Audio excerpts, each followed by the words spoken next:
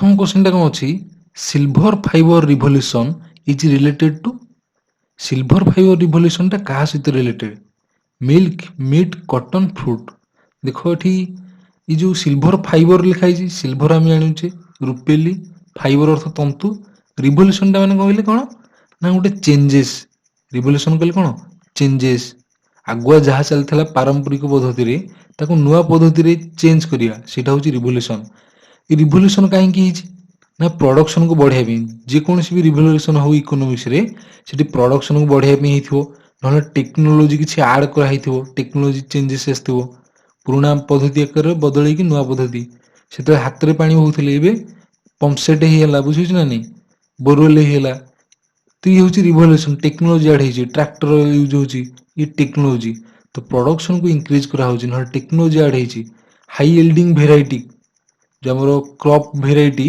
High yielding crop variety seed use होची जानिला ये है रिवोल्यूशन तो ये सेमती सिल्वर फाइबर रिवोल्यूशन टा क्या सहित रिलेटेड सिल्वर फाइबर आम जापर फाइबर आसला मैंने तंतु गोटे सूता बुझे तो मिल्क प्रोडक्शन सहित कि ना मिल्क नुह मिल्क सहित व्हाइट मीट सहित ना मिल्क कौन मीट सहित रेड से कॉटन प्रोडक्शन सहित आमर हूँ सिल्वर फाइबर रिवोल्यूशन तो आंसर है कौन ना ऑप्शन 3 हम नेक्स्ट अच्छे round revolution is associated with the production of round revolution टा क्या सहित एसोसिएटेड ना आमर पोटाटो सहित बुझेगा ये एग नुह कि टमाटो नुह कि ओनियन नुह तो आंसर है कि ना पोटाटो सहित आमर आसूची राउंड रिवोल्यूशन तो देखिए सेमती एवरग्रीन रिवोल्यूशन टा क्या सहित एसोसिएटेड ना integration of ecological principle in technology development आम जो टेक्नोलॉजी सब डेवलप हो कृषि रे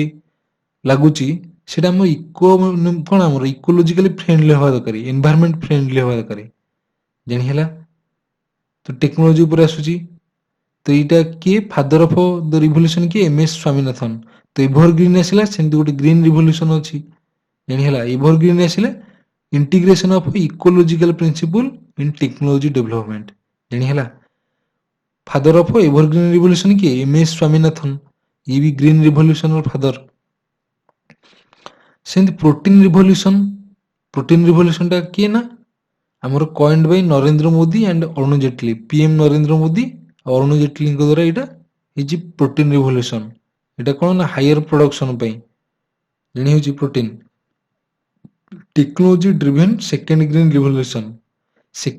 रिवोल्यूशन क्या कहूँ ना प्रोटीन रिवोल्यूशन को जानी सेमती अच्छी येलो रिवोल्यूशन टा कौन येलो देख येलो रिवोल्यूशन टा येलो आसला कलर येलो कलर टा मैंने हलदिया तो हलदिया कलर टा क्या सहित ना ये सनफ्लावर कलर टा हलदिया मस्टार्ड कलर टा हलदिया तो ये ऑयल सीड प्रोडक्शन आस रिलेट करिए येलो रिवोल्यूशन टा क्या सहित है ना मस्टार्ड ऑयल आउ सनफ्लावर ऑयल तो ऑयल सीड प्रोडक्शन उपरे ताकू प्रोडक्शन इनक्रीज करने ना तो येलो रिवोल्यूशन टा ऑयल सीड प्रोडक्शन सहित एसोसिएटेड आर जनक किए फादर किए साम पिट्रोडा होती फादर सेमती ब्लैक रिवोल्यूशन किए ब्लैक रिवोल्यूशन आमर क्या सहित एसोसिएटेड पेट्रोलियम प्रोडक्ट पेट्रोलियम टा ब्लैक कलर बुझे ना नहीं जो र पेट्रोलियम बाहर टोटाल से टोटाल ब्लैक रे ही थी ताकू विभिन्न प्रकार प्रोसेस कराई पेट्रोलियम प्रोडक्ट बाहर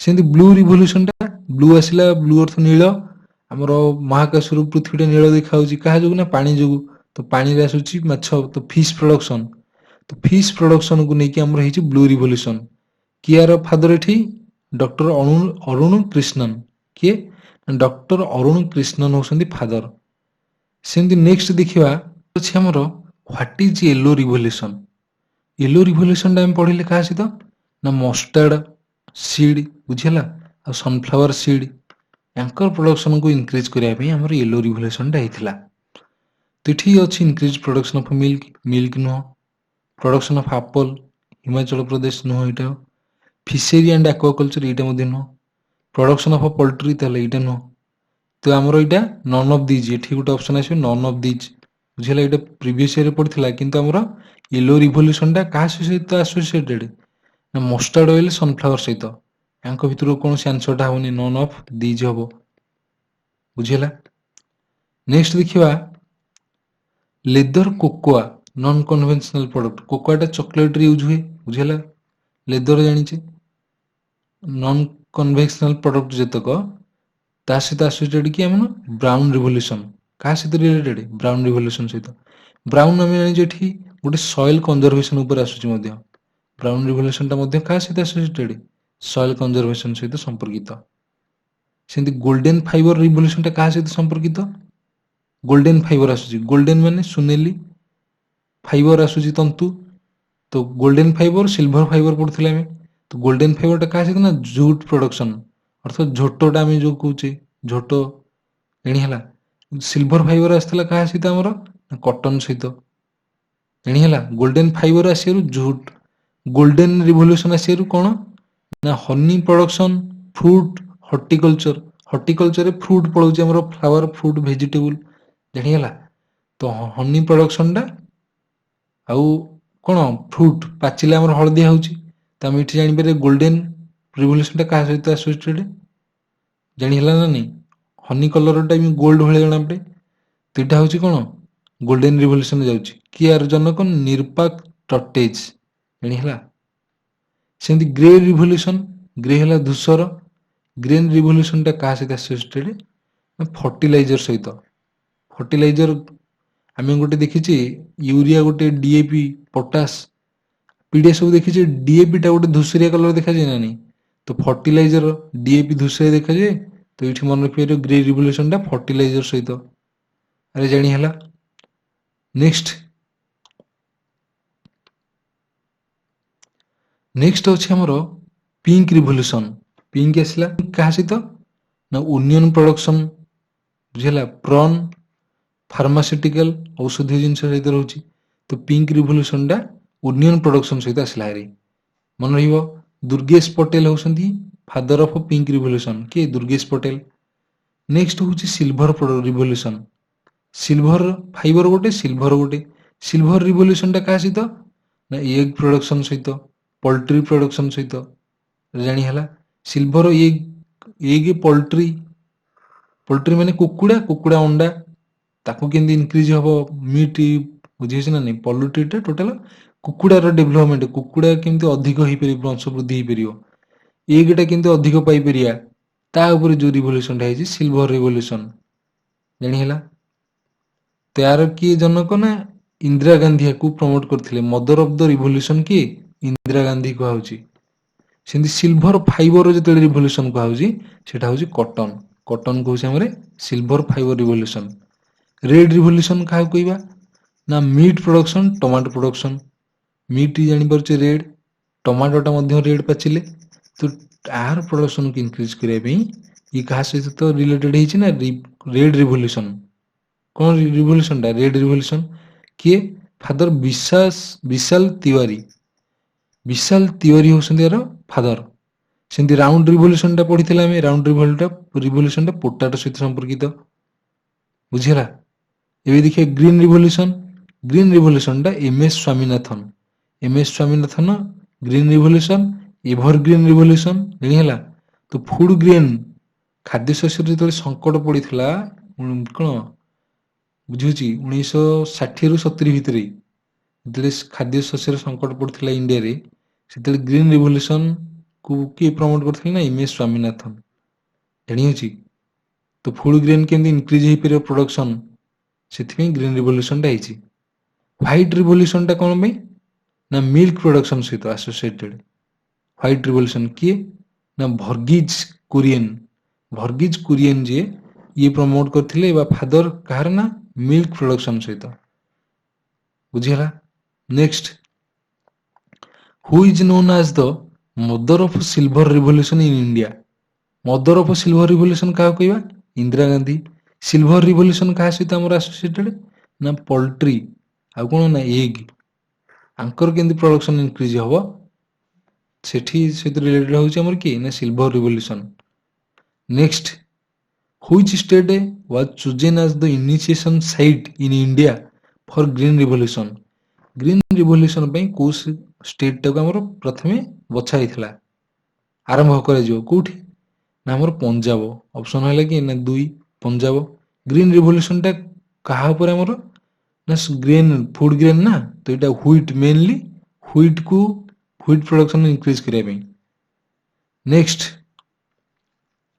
the green revolution in India was an introduction of high yielding varieties of seeds for dash millet wheat oil seed pulses तो कौन हमार आंसर ना wheat option 2 next presented the fast 5 year plan in India India रे fast 5 year plan को किए present करथिले 5 year plan कहले कौन ना ये गोटे प्लानिंग कराई थाए प्लानिंग कौन ना आपको प्लानिंग कमिशन आपको प्लान करिवो या द्वारा कौन हम जो प्रत्येक सरकार जो आसो से 5 वर्ष कौन कौन कर सेक्टर काम कर गोटे प्लानिंग हेल्ले तो ही कर ना नहीं तो इकोनोमिकली कौ सेक्टर रे हाँ प्लानिंग कमिशन कौन कर आमर सोसाइटी सोशियली और इकोनोमिकली केमती आम देशटा उन्नति कर ही प्लानिंग कमिशन काम करे जानीला तो फास्ट 5 ईयर प्लान जो होता सीटा किए प्रेजेंट करते जवाहरलाल नेहरू बुझेगा Jawaharlal Nehru first 5 year plan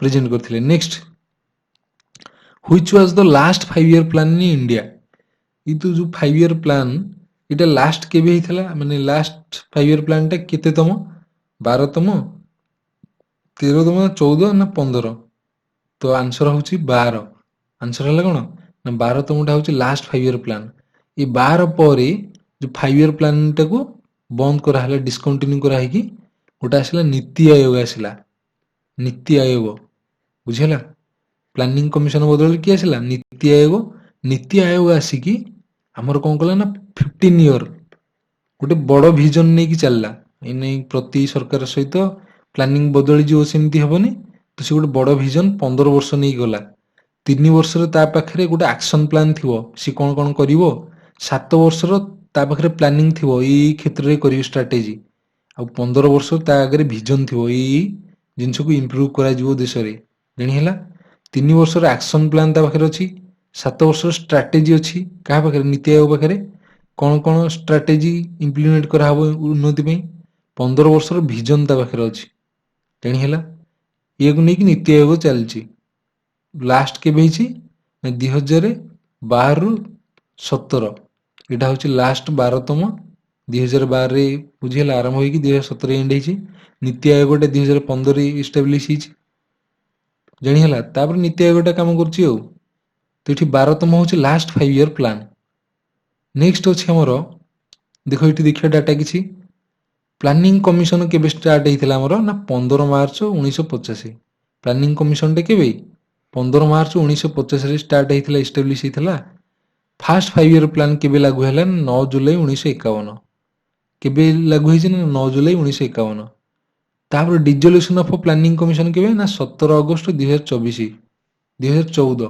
sorry 2014 17 अगस्त 2014 रे dissolution of planning commission dissolution करा हला माने ताको ब्रेक करा हिला माने से जिनसटा डिस्कंटिन्यू करा हिला जानि होची तो प्लानिंग कमिशन टा बंद होला केबे ना 17 अगस्त 2014 ये प्लानिंग कमिशन रद्द करा हिला किंतु जहा प्लानिंग हेतला 2017 रे सेटा एंड हैला setting of NITI Aayog NITI Aayog full form देखो national institution for transforming India आयोग आयोग माने कहिया गले कमिटी गोटे बुझेला इंस्टीट्यूशन एठी कोइ परिया तो सेटिंग ऑफ नीति आयोगटा जो national institution for transforming India केबे ना 1 जनवरी 2015 इस्टाब्लिश हैला 1 जनवरी 2015 नेक्स्ट जदि 5 ईयर प्लान देखिवा को ईयर रही आरंभ देखो फास्ट 5 ईयर प्लान टा 51 रु 56 51 रु 56 5 वर्ष लानी सेकंड टा तापर आसी 56 रु 61 सिन थर्ड टा 61 रु 66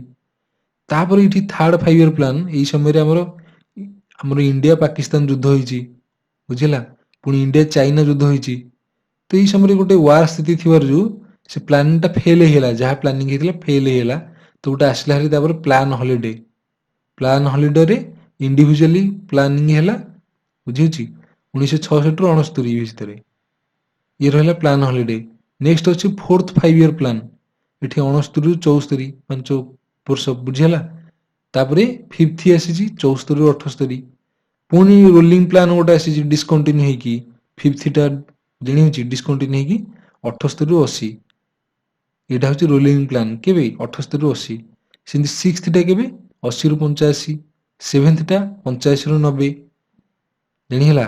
ପୁଣି ସେଭେନ୍ଥରେ ଡିସକଣ୍ଟିନ୍ୟୁ ହେଇକି ଆନୁଆଲ ପ୍ଲାନ୍ ହେଇଛି ବାର୍ଷିକ 90 ରୁ 91, 91 ରୁ 92 କିଛି ଗୋଟେ ଅସୁବିଧା କାରଣରୁ ଏଗୁଡ଼ାକ ଡିସକଣ୍ଟିନ୍ୟୁ ହେଇଯାଏ ଜାଣିହେଉଛି।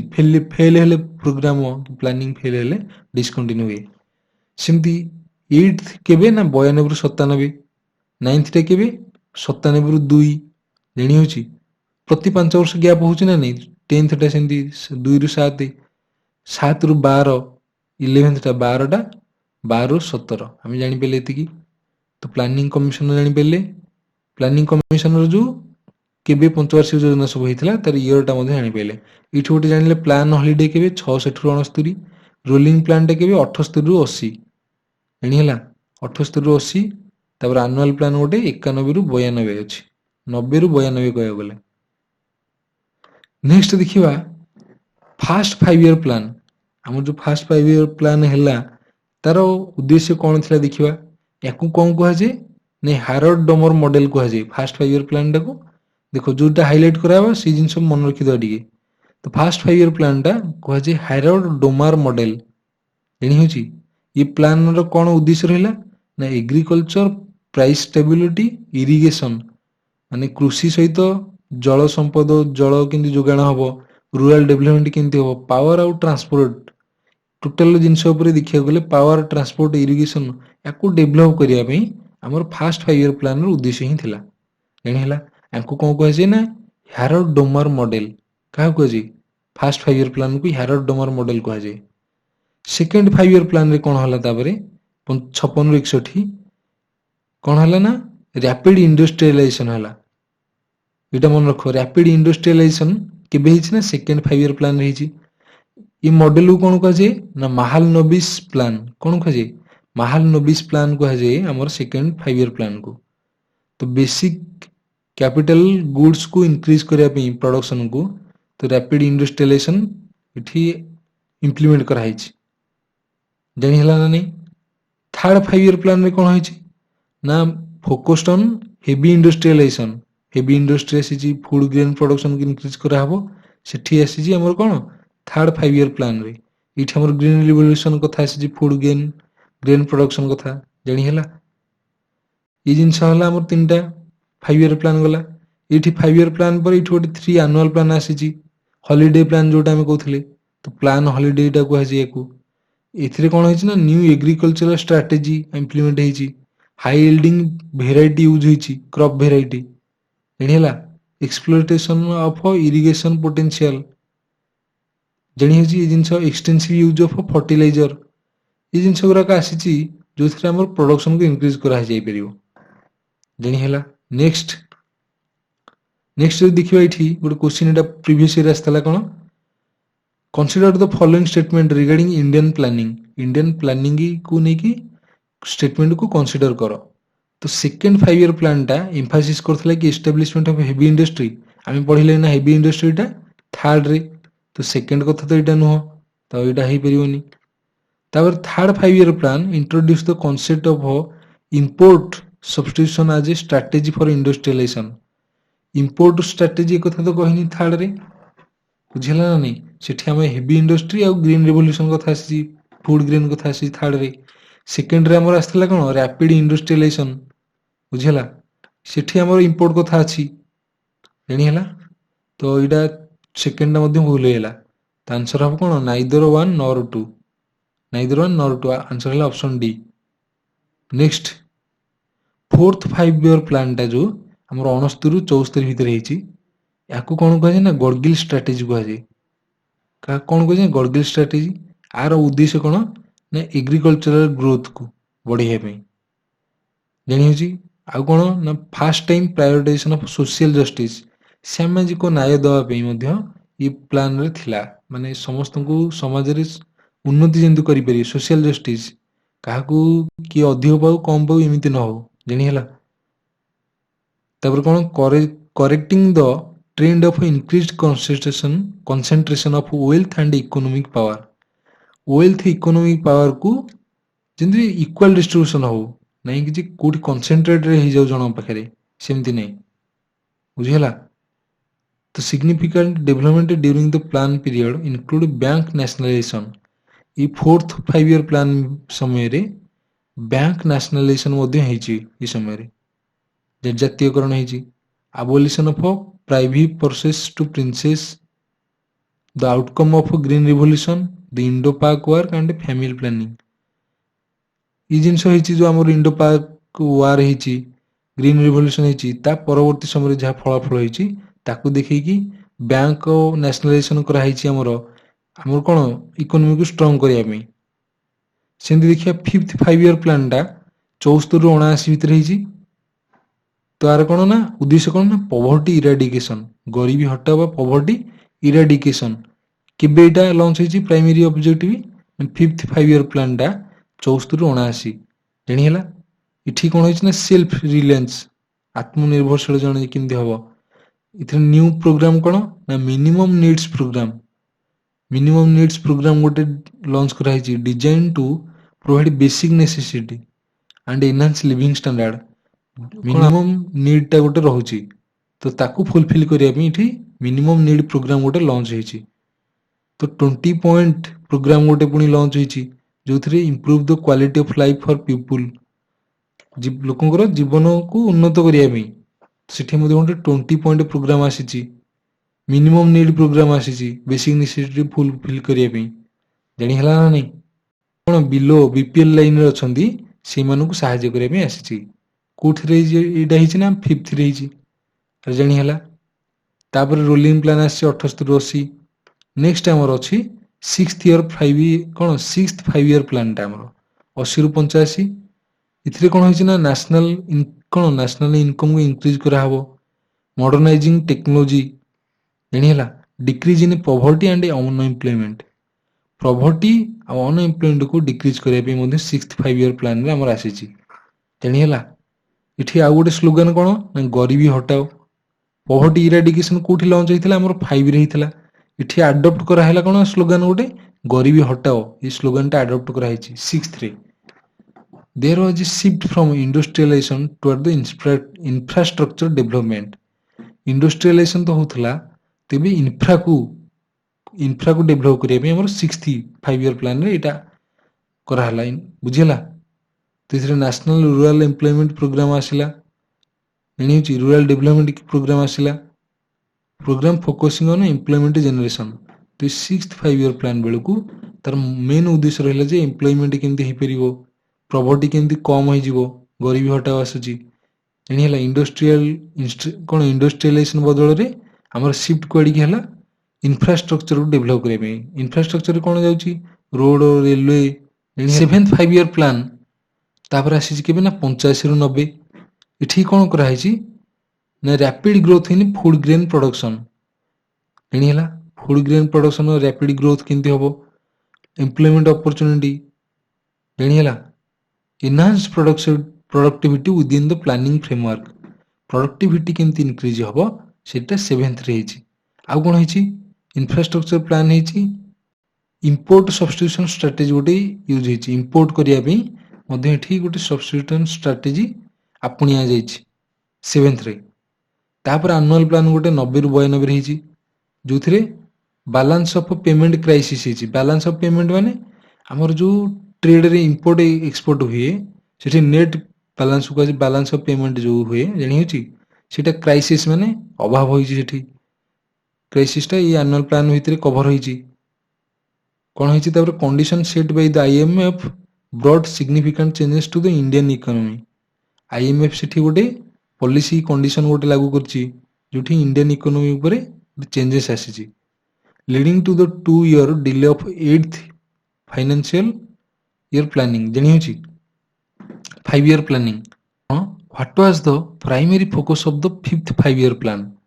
5th 5 year प्लान रे हमर मुख्य उद्देश्य कोन थिला ना पॉवर्टी कोन एलिवेशन ना इंडस्ट्रियलाइजेशन ना डिफेंस ना एग्रीकल्चर।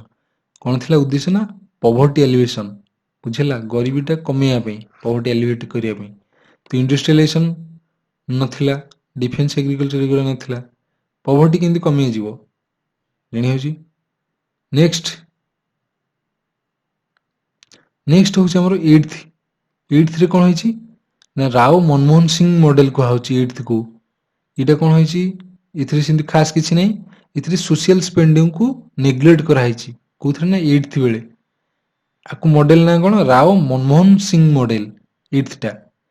ତାପରେ ଯୋଉ ଆସିଛି 9th 5 year ପ୍ଲାନ୍ ଟା, ସେଥିରେ କଣ ହେଇଛି ଫୋକସ କରାହେଇଛି କ୍ୱାଲିଟି ଅଫ ଲାଇଫ କେମିତି ଇନକ୍ରିଜ ହବ, ପ୍ରଡକ୍ଟିଭ ଏମ୍ପ୍ଲୟମେଣ୍ଟ କେମିତି ହେଇପାରିବ, ରିଜନାଲ ବାଲାନ୍ସ କେମିତି ହବ, ଆଉ ସେଲ୍ଫ ରିଲାଏନ୍ସ। ବୁଝିହେଲା, ଏଇ ଜିନିଷ ଉପରେ ଧ୍ୟାନ ଦିଆହେଇଛି। ତାପରେ ସ୍ପେଶିଆଲ ଏମ୍ଫାସିସ୍ କାହା କରାହେଇଛି ନା ଏଗ୍ରିକଲଚର ଆଣ୍ଡ ରୁରାଲ ଡେଭଲପମେଣ୍ଟ।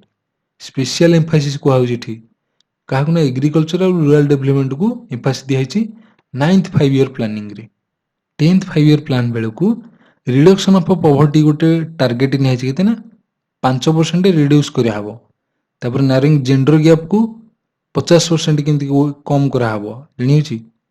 ଏଇ ଜିନିଷକୁ ଟାର୍ଗେଟ ନିଆଯାଇଛି। ଆଉ କଣ, ଇନଫାଣ୍ଟ ମୋର୍ଟାଲିଟି ରେଟ୍, ଯୋଉ ଇନଫାଣ୍ଟ ମାନେ ଶିଶୁର ମୃତ୍ୟୁ ହାର ଯୋଉ ହୁଏ, ସେଇଟା ତାକୁ କେମିତି କରାହବ, କମ କରାହବ ଜାଣିହେଉଛି। ତ ସେଇ ଜିନିଷଟା ଦେଖାହେଇଛି। ନେକ୍ସଟ ଆମର ଅଛି ଏଲିଭେଟିଂ ଲିଟରେସି ରେଟ୍, ଶିକ୍ଷାର ହାରଟା କେମିତି ବଢିଆ ହବ। 72%ରୁ 2007ରେ 80% 2012 ସୁଦ୍ଧା କେମିତି ହବ। ଏଇ ଜିନିଷ ଟାର୍ଗେଟ ନିଆହେଇଛି 10th 5 year ପ୍ଲାନରେ। ତ ଏଠି ଆମେ ଜାଣିପାରୁଛେ 10th ବେଳକୁ ସେ ସବୁ ଟାର୍ଗେଟ ନିଆହେଲା ବିଭିନ୍ନ ସେକ୍ଟରରେ ଜାଣିହେଉଛି। ଆଉ ଏଥିରେ କଣ ନା ଇନସ୍ୟୋର କରାହେଲା universal access to primary education. Primary ଏଜୁକେସନକୁ ୟୁନିଭର୍ସାଲ ଆକ୍ସେସ ସମସ୍ତେ ଯେମିତି ପାଇପାରିବେ ସବୁ ପିଲା। ତ ଏଇଟା କୋଉଥିରେ ପ୍ଲାନ୍ ହେଇଛି ନା 10th 5 year ପ୍ଲାନରେ। 2002ରୁ 7 ଭିତରେ ଏଇଟା ହେଇଛି, ଜାଣି ହେଲା। ନେକ୍ସଟ 11th 5 year ପ୍ଲାନିଂଟା କଣ ହେଇଛି ନା the overarching theme of the plan is towards faster and more inclusive growth. ଇନକ୍ଲୁଜିଭ growth କହିଲେ କଣ ନା ସମାନ ସମସ୍ତଙ୍କୁ ଦେଖାହବ, କାହାକୁ ପାତରଅନ୍ତ କରାଯିବନି, ସମସ୍ତଙ୍କୁ ଇନକ୍ଲୁଡ କରାହେଇକି ଗ୍ରୋଥରେ ନିଆଯିବ ଜାଣିହେଉଛି। ମାନେ ସମସ୍ତଙ୍କ ଉନ୍ନତି ପାଇଁ କାମ କରାଯିବ, ଇନକ୍ଲୁଜିଭ ଗ୍ରୋଥ। ସେମିତି 12th 5 year ପ୍ଲାନ୍ଟା 2012-17 ଭିତରେ ଏଇଟା ଥିମ୍ ଥିଲା କଣ, ଫାଷ୍ଟର ମୋର ଇନକ୍ଲୁଜିଭ ଆଉ ସଷ୍ଟେନେବଲ ଗ୍ରୋଥ। ଏଠି ଗଲା ଫାଷ୍ଟର ଆଉ ମୋର ଇନକ୍ଲୁଜିଭ ଗ୍ରୋଥ। ଏଠି ଆସିଲା ହାରି ଫାଷ୍ଟର ହବା ଦରକାର, ମୋର ଇନକ୍ଲୁଜିଭ ହବା ଦରକାର, ସଷ୍ଟେନେବଲ ଗ୍ରୋଥ ହବା ଦରକାର। ଏଣି ହେଲା କେତେବେଳକୁ ନା 12th ରେ। 12th ହଉଛି ଲାଷ୍ଟ 2012-2017 ଭିତରେ ଏଇଟା ଜାଣି ହେଲା। 5 year ପ୍ଲାନ୍ଟା ଆମେ ଜାଣିଲେ, ଭଲସେ ଜାଣିଲେ। यापर क्वेश्चन देखिए, what does NITI Aayog stand for. आम जानिले नीति आयोग रिप्लेस कला 5 year कमिशन टाको, प्लानिंग कमिशन टाको। तो ये नीति आयोग क्या स्टैंड करुच्ची ना national institute for transforming India. तो ये टेक्नोलॉजी इंडिया अच्छी, यहाँ हेनी। ये अच्छी ट्रांसफॉर्मिंग इंडिया, तो आंसर है बी। ये टेक्नोलॉजी ये नुह, इंटरेस्ट ये आसला, तो ये नुह, तो आंसर है कि option B. Next, when did India became a member of the World Trade Organization WTO।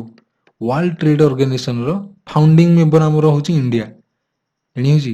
World trade organisation केबे 1 जनवरी 1995। आंसर है कि 1 जनवरी 1995। या पूर्व गोटे जीएटीटी थिला। जीएटीटी रो फुल फॉर्म कोन, general agreement, general agreement on trade and tariff. बुझेला, on trade and tariff. Tariff time जानि बे छोटे प्रकार टैक्स को टैरिफ, ट्रेड एंड टैरिफ्स। बुझेला, से गुटा परिवर्तित ही कौन हमर WTO, world trade organisation. Next, in which year was the 12th plan completed. Complete हला केबे ना 2012 आरंभ, 17 एटा कंप्लीट, तो 2017 आंसर हला कंप्लीट हला जानि होची। What are the objective of the 12th 5 year plan. 12th 5 year plan रे ऑब्जेक्टिव कौन थिला, इंक्लूसिव ग्रोथ हबो, सस्टेनेबल ग्रोथ हबो जानि हला। तो introduce 50 million work opportunity in the non कौन नो फार्म सेक्टर।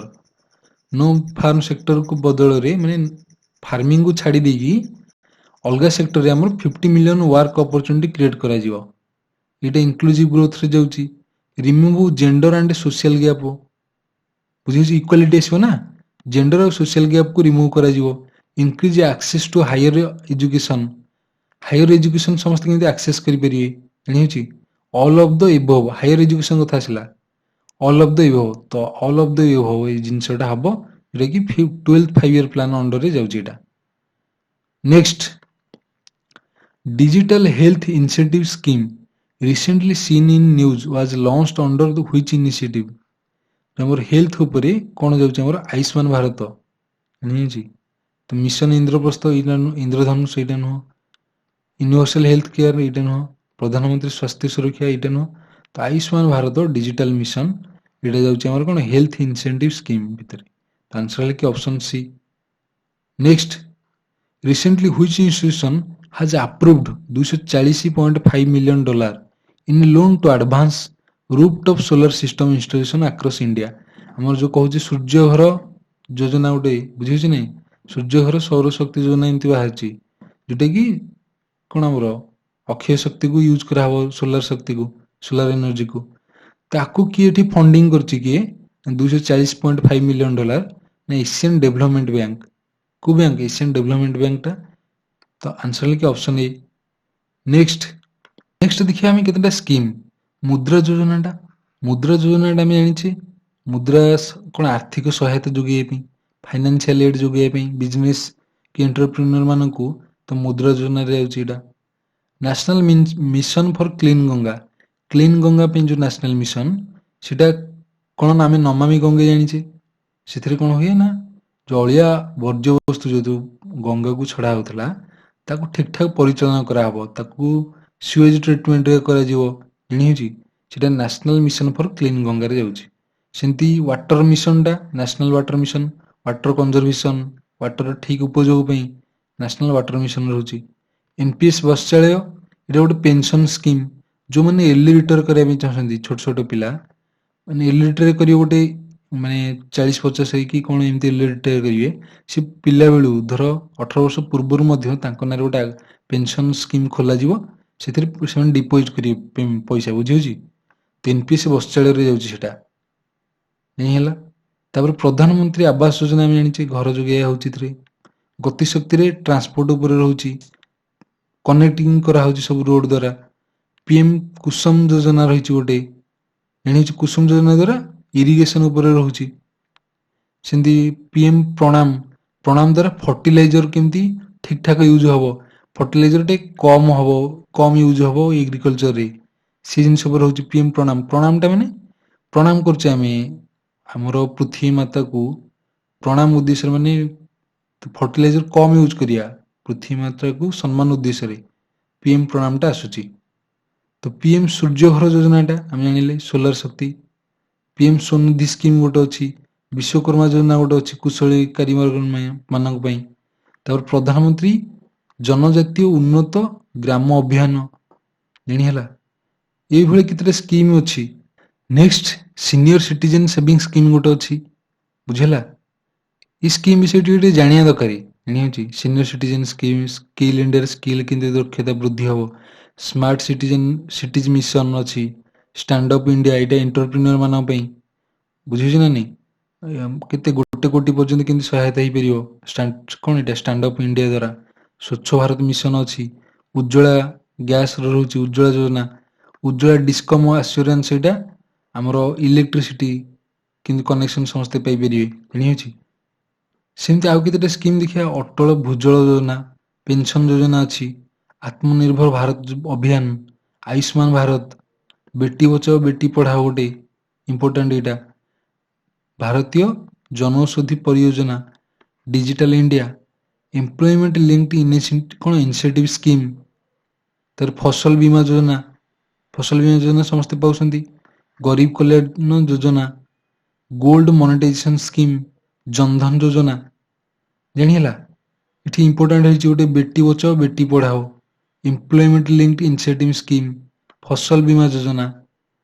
ନେକ୍ସଟ ଆମର ଜୀବନ ଜ୍ୟୋତି ବୀମା ଯୋଜନା ଗୋଟେ ଅଛି, କୌଶଳ ବିକାଶ ଯୋଜନା, କିଷାନ ବିକାଶ ପତ୍ର, ଜାଣି ହେଲା।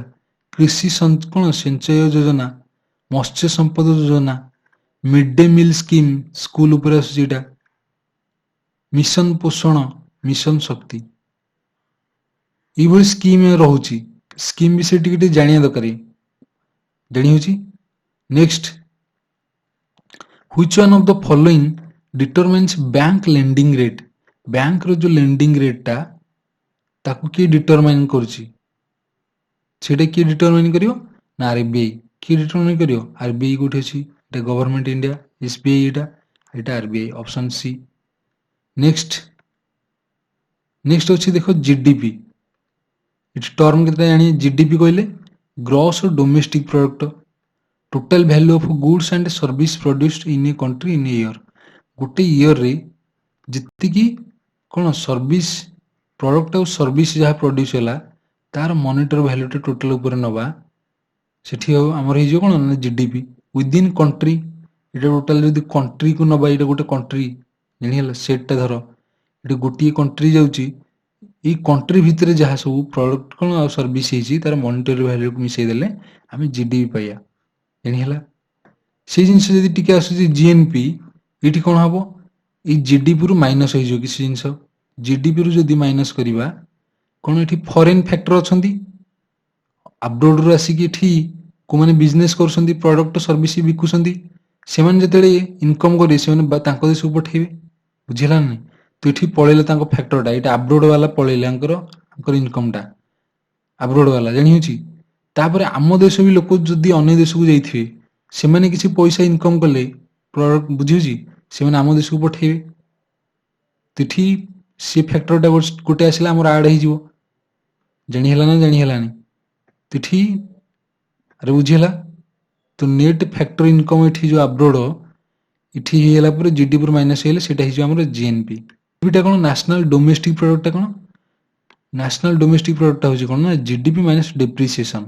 ଡେପ୍ରିସିଏସନ୍ ମାନେ କ'ଣ ନା କୌଣସି ଜିନିଷର କ୍ୟାପିଟାଲ ଭ୍ୟାଲୁ କମିଯିବ। ଜଣେ 100 ଟଙ୍କା କିଣିଛି, 100 ଟଙ୍କାର ଗୋଟେ ମେସିନ୍ଟା କିଣିଲା, କିଛି ସମୟ ରଖିବ ତାକୁ ନା ନାହିଁ, ବର୍ଷେ ଖଣ୍ଡେ ରଖିଲା, ସେ ଯେଉଁ ବର୍ଷେ ପର୍ଯ୍ୟନ୍ତ ରଖିଲା, ତା ୟୁଜ୍ କଲା, ସେଠି ତାର ଡେପ୍ରିସିଏସନ୍ ହେଲା ମେସିନ୍ର, ବୁଝିଲା। ଡେପ୍ରିସିଏସନ୍ରେ ତା ଭ୍ୟାଲୁ କମିଲା, ସେ 70 ଟଙ୍କା ହେବ କି 80 ଟଙ୍କା ହେବ, ଜାଣି ହେଉଛି। ପୁଣି ସେଥିରେ ଖରାପ ବି ହେଉଛି କ'ଣ, ତା ପାଇଁ ୟୁଜ୍ ହେଉଥିବ କ'ଣ ଜିନିଷ, ପଇସା ଖର୍ଚ୍ଚ ହୁଏ, ଇଏ ହେଉଛି ଡେପ୍ରିସିଏସନ୍ରେ ଯାଉଛି।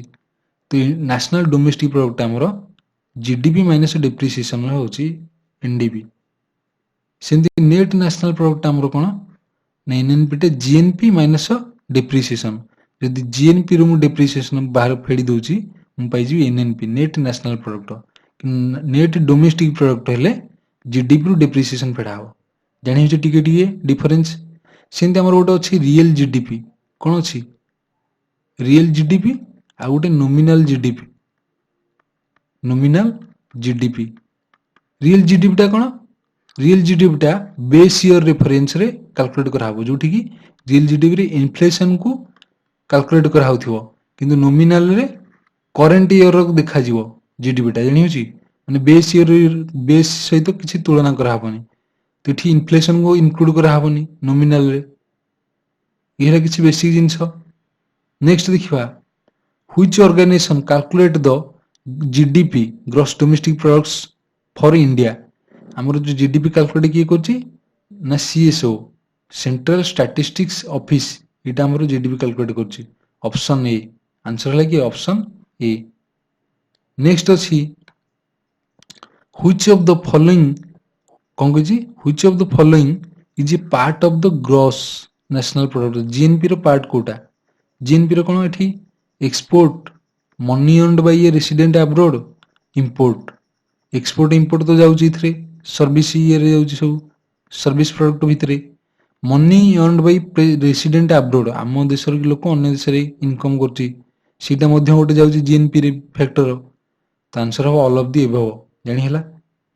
Next, foreign direct investment can boost. Foreign direct ଇନଭେଷ୍ଟମେଣ୍ଟଟା କ'ଣ ବୁଷ୍ଟ କରିପାରିବ? ମନି ସର୍କୁଲେସନକୁ, ଡିମାଣ୍ଡ, ଏମ୍ପ୍ଲୟମେଣ୍ଟ, ଅନଏମ୍ପ୍ଲୟମେଣ୍ଟ। ଯେତେବେଳେ କ'ଣ ଏଫଡିଆଇ ହେବ ଫରେନ୍ ଡାଇରେକ୍ଟ ଇନଭେଷ୍ଟମେଣ୍ଟ, ସେଠି ମନି ସର୍କୁଲେସନ ତ ହେବ, ବୁଝିହେଉଛି, ଏମ୍ପ୍ଲୟମେଣ୍ଟ କିନ୍ତୁ ବଢ଼ିଯିବ। କ'ଣ ହେବ? ଏମ୍ପ୍ଲୟମେଣ୍ଟ ବଢ଼ିଯିବ। ଆନ୍ସର ହେବ କି option C. Next, goods and service tax council G S T of India is headed by. G S T କାଉନସିଲଟା କାହା ଦ୍ୱାରା ହେଡ୍ କରାହେଉଛି? ଆମର ଫାଇନାନ୍ସ ମିନିଷ୍ଟର ଦ୍ୱାରା। ଫାଇନାନ୍ସ ମିନିଷ୍ଟର କିଏ? ନିର୍ମଳା ସୀତାରମଣ। ତ ଆନ୍ସର ହେବ କି ଅପସନ୍ ବି। ଜିଏସଟି କାଉନସିଲର ହେଡ୍ କିଏ ଏଠି? Finance minister. ନେକ୍ସଟ ଅଛି, ଏ ଏକ୍ଜାମରେ ଆସିଥିଲା, economic survey in India is published officially every year by which of the following.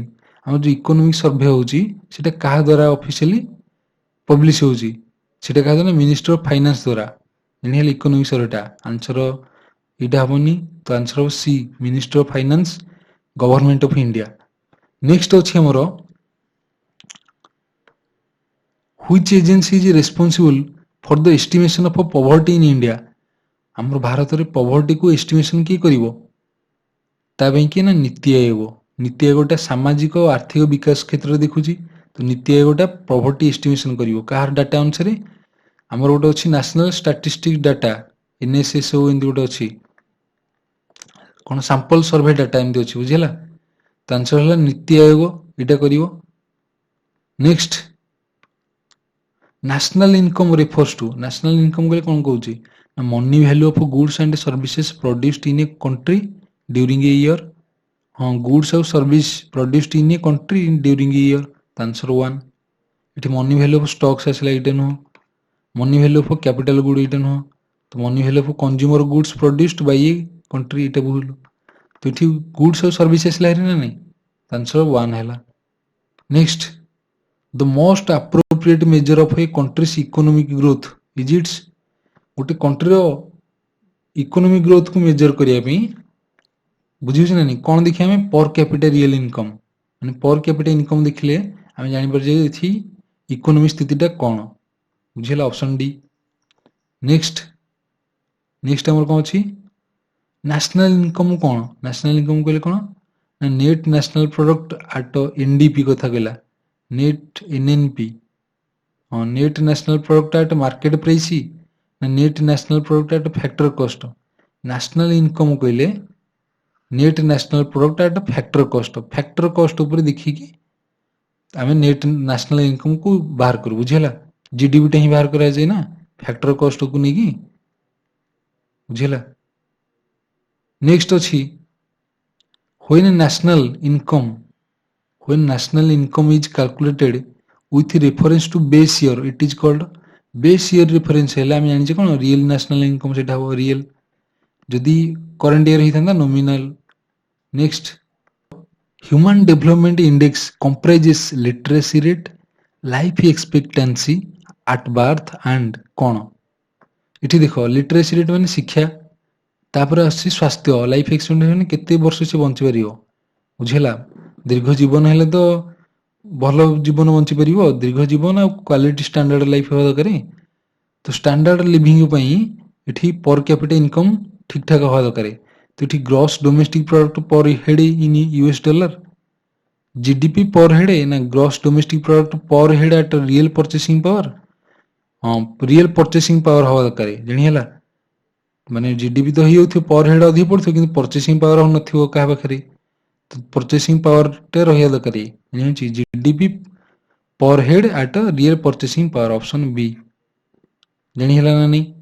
Next which of the following 5 year plan witness the highest growth rate in India India रे को 5 year plan रे अधिक growth हेची answer हम कोन ना 11th रे 8% growth हेची आउ ए जतक सब 8% रु कम जानी हला 11th रे केवल 8% हेची जोटे की हाईएस्ट हेची।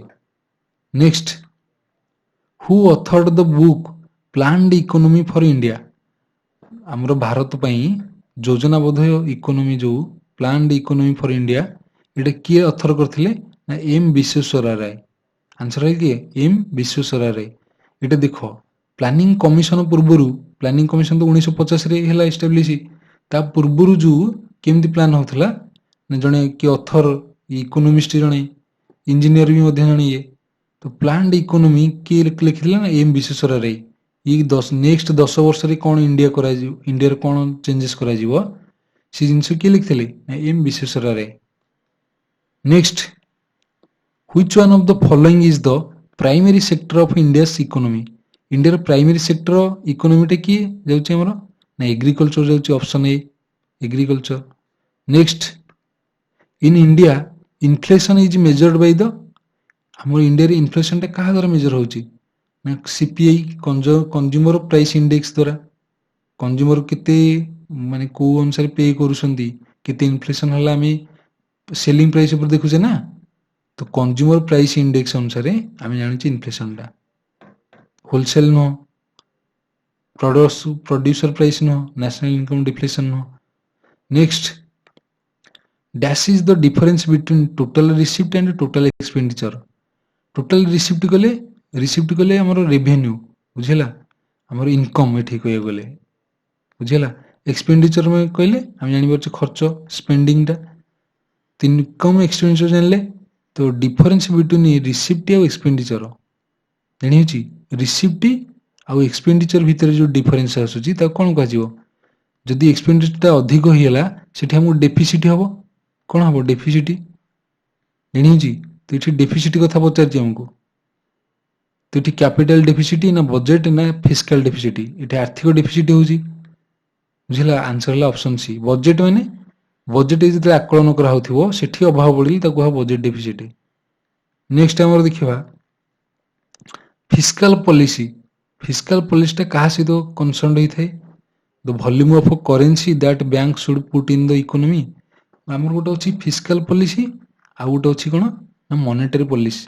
मॉनेटरी पॉलिसी रे कोन होय ना इंटरेस्ट रेट सहित चेंज करा जाय। यानी हला इंटरेस्ट रेट बढ़ाई दबो, लोक सब कोन डिपॉजिट करी बैंक रे पैसा सेव करी इंटरेस्ट पाइबा ପାଇଁ। जदि इंटरेस्ट कमै दबो तो इन्फ्लेशन भी होची, तो से देखिए कोन आवश्यक लोक खर्च करिए, किछि रखिले किछि मूल्य रहउनी बुझियो छै ना। तो एटा होची कोन मॉनेटरी पॉलिसी। फिस्कल पॉलिसी रे कोन केते एक्सपेंडिचर हला, केते इनकम हला, सब जिंस को देखा जीवो कोन कले हमरो स्टेबल होई पर इकोनॉमी, सेठी फिस्कल पॉलिसी यूज होई। तो एठी कोन the policy regarding taxation and expenditure, हाँ एटा ही परिबो बुझिला। पॉलिसी फॉर रेगुलेटिंग स्टॉक नो, डीलिंग विथ आईएमएफ एटा नो। तो एक्सपेंडिचर इनकम और टैक्सेशन या डील करियो कि fiscal policy, option B. Next हमर अछि the tax on import and export known as. जतले इंपोर्ट और एक्सपोर्ट ऊपर टैक्स पडुची सेटा कोन कहछि, सेटा कहछि कस्टम ड्यूटी। कोन कहछि कस्टम ड्यूटी। आंसर है कि ऑप्शन सी। कस्टम ड्यूटी केतले कोन लागे ना जतले इंटरनेशनली ट्रांजैक्शन हबो बुझिला, एक्सपोर्ट हबो कि इंपोर्ट हबो internationally. Next, which of the following tax is levied by union but collected and appropriated by states। को टैक्स टा जोटा कि यूनियन सेटा लेविड करूची आ कलेक्ट करूची कि ना स्टेट। आंसर हो कोन स्टैंप ड्यूटी। आंसर है कोन स्टैंप ड्यूटी।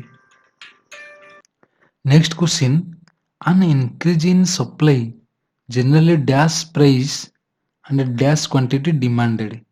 कौन कहला यदि सप्लाई की इंक्रीज कराई जीवो तो कौन हबो प्राइस टा कमिवो ना बढ़िवो। यदि सप्लाई अधिक हबो प्राइस टा कमी जीवो, तो प्राइस लोअर्स होई जीवो। बी ए सी भितर हबो। यदि प्राइस लो हिला तो dash quantity demanded, quantity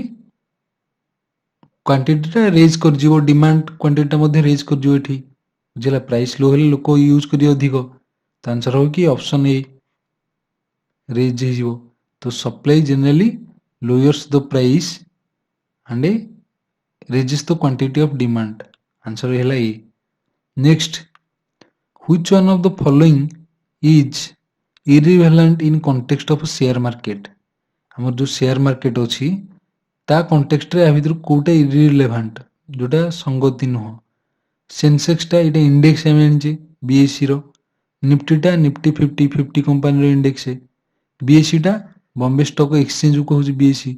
SAP टा आंक सहित रिलेटेड नुह, सैप टा गोटे सॉफ्टवेयर कंपनी। तो ऑप्शन डी है आंसर एठी, ऑप्शन डी है जानी है। Next, Sensex includes the following securities. Sensex टा केतेटा सिक्योरिटी को इंक्लूड करछि। सिक्योरिटी में कहले बा शेयर जो हमरो केतेटा शेयर को से इंक्लूड करछि, माने हमरो केतेटा company listed होइसंती Sensex row index रे। इंडेक्स रे हमर केतेटा टॉप 30 केतेटा टॉप 30 कंपनी इंडेक्स रे लिस्ट होइसंती। से ऑप्शन हला सी जानी हला। निफ्टी 50 रे यदि देखिबा निफ्टी 50 रे इथरे केतेटा 50 कंपनी टॉप 50 कंपनी जानी हला। नेक्स्ट, सेबी होची कोन security exchange board of India. हमर स्टॉक मार्केट सहित रहउची कि गोटे अथॉरिटी सेबी जे कंट्रोल करची बीएससी एनएससी को। एनएससी टा होची कोन नेशनल स्टॉक एक्सचेंज, कोन सेटा नेशनल स्टॉक एक्सचेंज NSE टा बॉम्बे स्टॉक एक्सचेंज टा होची BSE BSE रे आसी हमर कोन सेंसेक्स NSE रे आसी कोन निफ्टी 50 बैंक निफ्टी जणी हला सेबी टा कोन हमर गोटे तो सेबी टा को कंट्रोल करछ NSE BSE को तो सेबी जे स्टैट्यूटरी बॉडी और advisory body constitutional non statutory तो एटा होची स्टैट्यूटरी बॉडी बुझिला जोटे की कॉन्स्टिट्यूशनल नुह जोटे की संसद अनुसार गठित होई जे एटा स्टैट्यूटरी बॉडी को होची एडवाइजरी नुह कॉन्स्टिट्यूशनल बॉडी नुह नॉन स्टैट्यूटरी नुह आंसर हला A next which one of the following is not a component of Bharat Nirman launched इन 2005-6 2005-6 जो भारत निर्माण लॉन्च होता मिशन टा तार कंपोनेंट कोटा नहीं हो rural housing drinking water rural sanitation rural road answer हो कि ना रूरल सैनिटेशन ऑप्शन सी आउ तीनटा की तो ही परियो बुझिला भारत निर्माण भाई सैनिटेशन में आसिला हमर Swachh Bharat mission next scheme of mid day meal is not concerned with mid day meal टा का सहित कनसर्न्ड नहीं educational advancement mid day meal टा लोक कौन शिक्षा सहित आग्रह जोड़िया मिड डे मील टा रखा ऑप्शन ए ही परियो social equity mid day meal social equity ही परियो रखा ही परियो बुझिला राइट टू फूड इटा नुह ऑप्शन सी नुह आंसर हला कि ऑप्शन सी चाइल्ड न्यूट्रिशन तो एथरे दिया जाई परियो जानि जी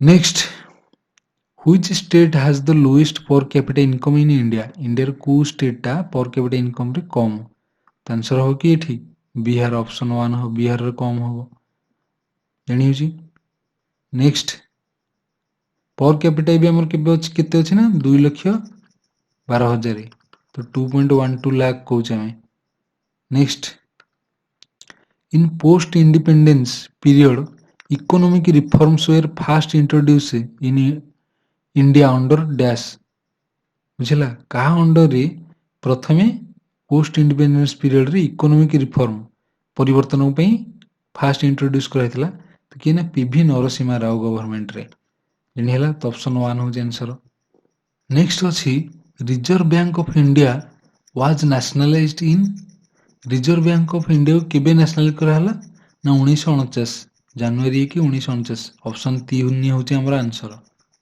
नेक्स्ट अछि पर capita income is obtained by dividing national income by dash आम जो मुंड बिछाए केंति पाउची नेशनल इनकम को टोटल लोक रे डिवाइड कले national income divided by total population तो आंसर हो total population of the country option 1 तो आम सेठी जे एवरेज इनकम बा पर कैपिटा इनकम PCI जणी हला नेक्स्ट अछि the term mixed economy denote mixed economy कहले मिश्रित अर्थनीति से कौन हुए ना उभय गवर्नमेंट आउ पब्लिक कौन प्राइवेट सेक्टर माने पब्लिक और प्राइवेट सेक्टर टा योगदान रही सेटा मिक्स्ड इकोनॉमी कहे existence of both rural urban sector both private public sector answer है option 2 next the draft of the 5-year plan in India is approved by जो 5-year plan रो draft को किए अप्रूव करिवो नेशनल डेवलपमेंट काउंसिल तो option 1 होची NDC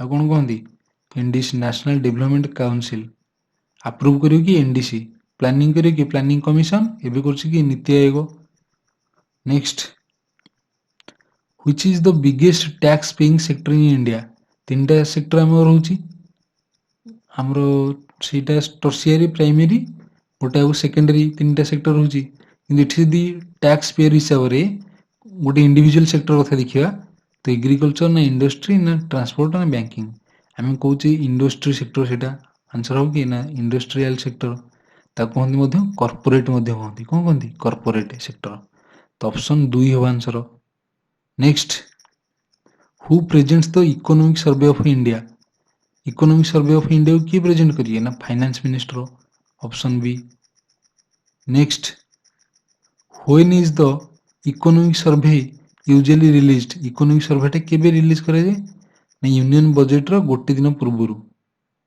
1 week before ना a month before ना ऑन द सेम डे ना a before the union budget option D a before the union budget गोटे दिन पूर्व next what is the expected GDP growth forecast in the economic survey 2025 2025 economic survey ରେ GDP growth କେତେ ନା 6.3% ରୁ 6.8% ଅନୁମାନ କରାହେଉଛି ଆକଳନ।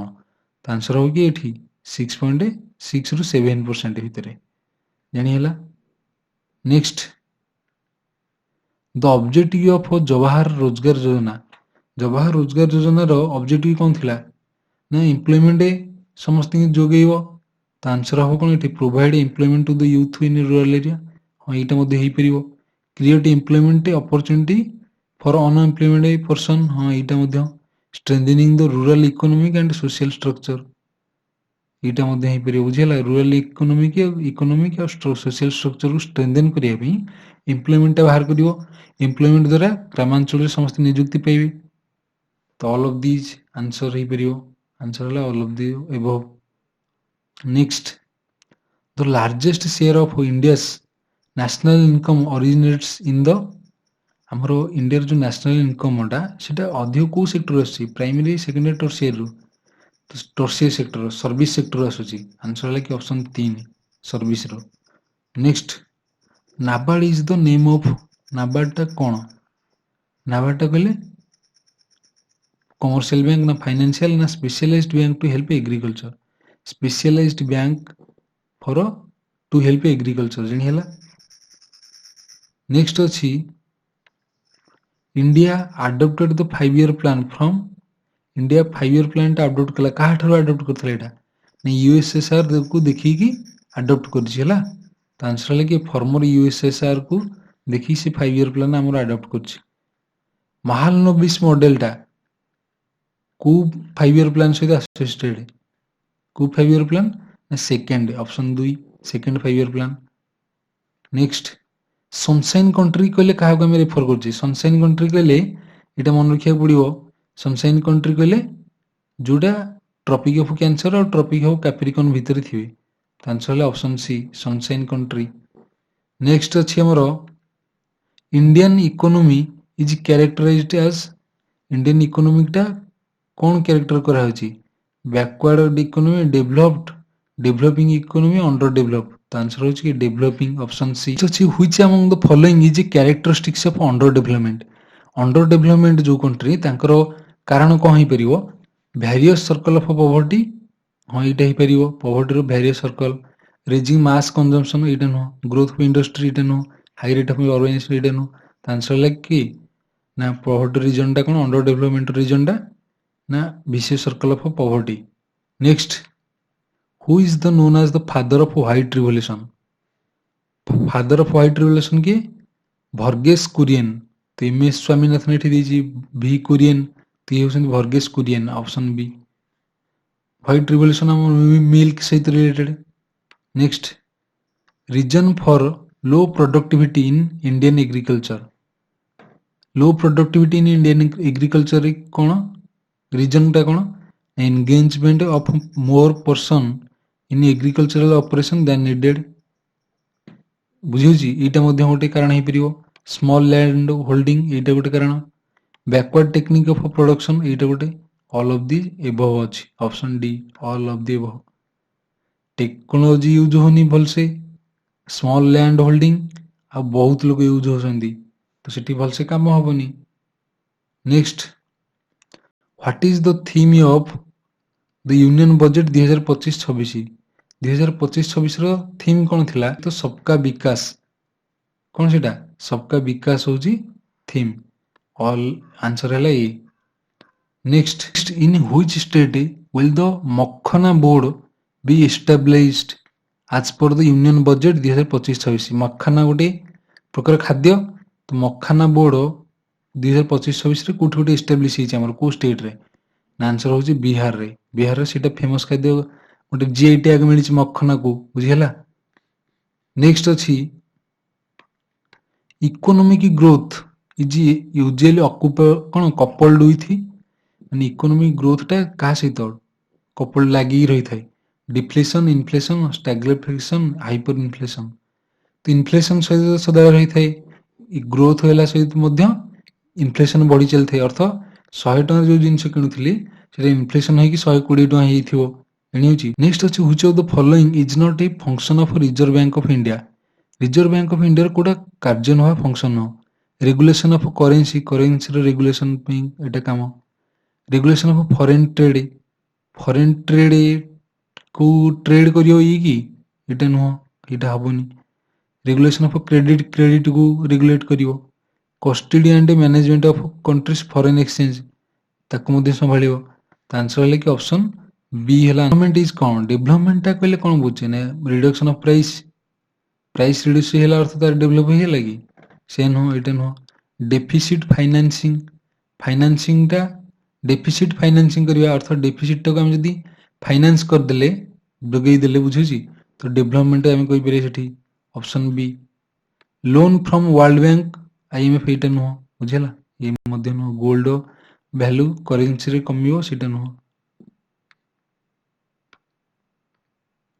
नेक्स्ट अछि the term balance of payment is used in relation to which of the following BOP को कहा balance of payment BOT balance of trade इन सब अच्छे हम टर्म तो ये कहा सहित रिलेटेड ना एक्सपोर्ट इंपोर्ट सहित आंसर कि हम एक्सपोर्ट इंपोर्ट ऑप्शन सी बुझेला next which of the following plan means for constructing house for rural people मान हाउस कंस्ट्रक्शन करने को स्कीम टा इंदिरा आवास ना अम्बेडकर आवास ना पूरा तो इंदिरा आवास यहाँ ऑप्शन ए नेक्स्ट अच्छी रिपो रेट कहले कौन बुझे आमर आरबीआई गोटे अच्छी आउ सब अन्य बैंक अच्छा बुझेगा जिते बैंक रो पैसा आवश्यक बैंक पाखे कैश दरकार बैंक आरबीआई ठू बुझे लेंडिंग रे नब उधार बरो करिवो तो सेठी आरबीआई गोटे चार्जेस करिवो इंटरेस्ट बुझेगा सी इंटरेस्ट हूँ रेपो रेट केते ना 6.25%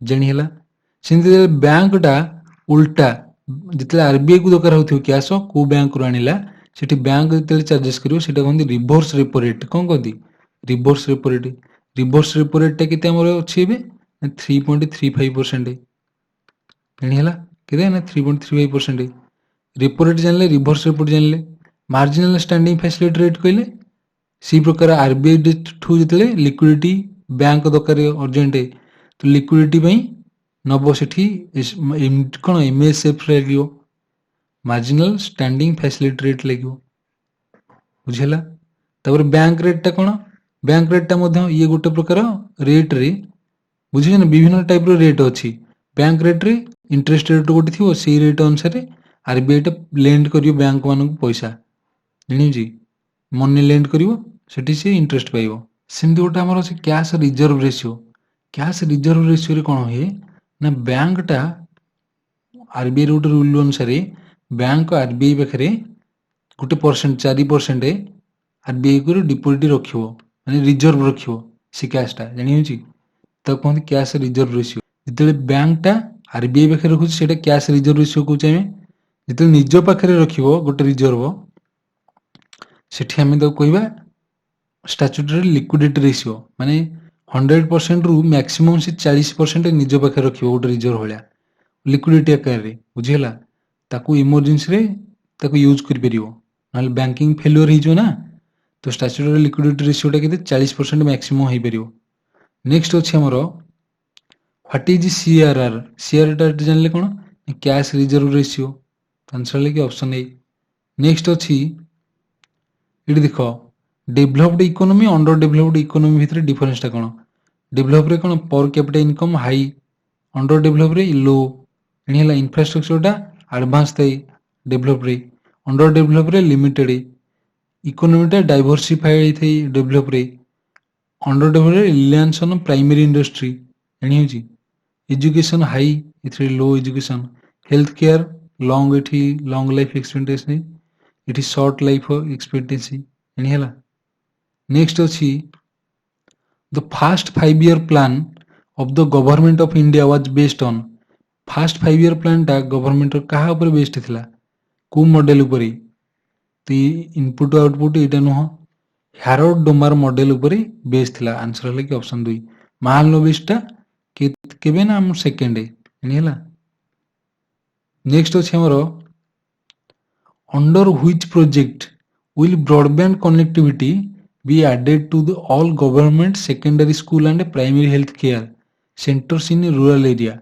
बुझेला को प्रोजेक्ट माध्यम रे प्राइमरी हेल्थ केयर और सेकेंडरी एजुकेशन को आमे ब्रॉडबैंड द्वारा कनेक्ट करिया तो कहंती भारत नेट कोन कहंती भारत नेट आंसर लेके ऑप्शन नेक्स्ट अछि what is the income limit for which no income tax will be charged केते इनकम टैक्स इनकम लिमिट पर्यंत नो टैक्स रहिबो हमर बजेट रे पारित होला तो केते लिमिट है ना 12 लाख पर्यंत ता अनुसार ता पर क्रॉस कले टैक्स स्लैब अनुसार दबो next which bank is known as the banker of the bank को कहा कहंती हमर आरबीआई को ऑप्शन ए हैला आंसर आरबीआई नेक्स्ट अछि what is the full form of FDI full form कोन फॉरेन डायरेक्ट इन्वेस्टमेंट ये रे अछि एनी हैला आंसर हैला ए नेक्स्ट अछि हमर केतेटा इंपोर्टेंट बैंक इंस्टीट्यूशन तांकर देखि देबा